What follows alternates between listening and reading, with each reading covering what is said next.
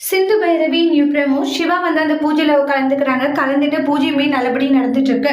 ஸ்னேகா மகாத்த வந்து இங்க நில்லுங்க அப்படின்ற மாதிரி சொல்லிக்கிட்டு இருக்காங்க. ஆண்டி இவ வெறுப்பேத்துறா, சரி வந்து நில்லுவா, அவ என்னதான் பண்றான்னு பாக்கலான்னு வாங்க. அப்புறமா பாத்தீங்கன்னா தாலி பிரிச்சு கோக்குற விழா நல்லபடியும் முடிஞ்சிருது. எல்லார்கிட்டயும் ஆசீர்வாதமும் வாங்கிக்கிறாங்க. உடனே வந்து ஸ்னேகா வந்து ரொம்ப கோபமா மறைச்சிட்டு இருக்காங்க.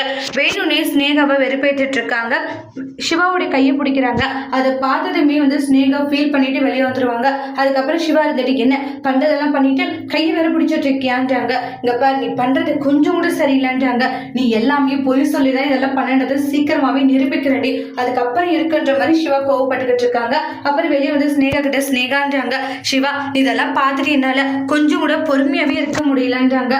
அந்த சிந்து உன் கையை வேணும்னே பிடிச்சிட்டு இருக்கானுவாங்க. நீ அதை தெரியாத தாலி பிடிச்சு கோக்க விழால கலந்துக்கிட்ட பெரியம்மாக்கு மறு வார்த்தை என்னால பேச முடியலன்றாங்க. அப்போ உன் பெரியம்மா என்னை தூக்கி போட சொன்னா கூட நீ போட்டுருவியான்றாங்க. என்ன பொறுமையா இருக்க, அப்ப இதை சொல்லாத இருக்கிறத பார்த்தா காரணம் அதுதான் போலன்றாங்க.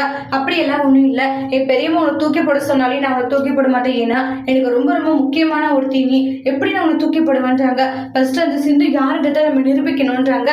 சிந்து இருந்துட்டு இனிதான் என்னுடைய ஆட்டமே ஆரம்ப ஸ்னேகா அப்படின்றாங்க. சிந்துடைய பிளான் அடுத்து என்னன்னு வெயிட் பண்ணி பார்க்கலாம். தேங்க்யூ.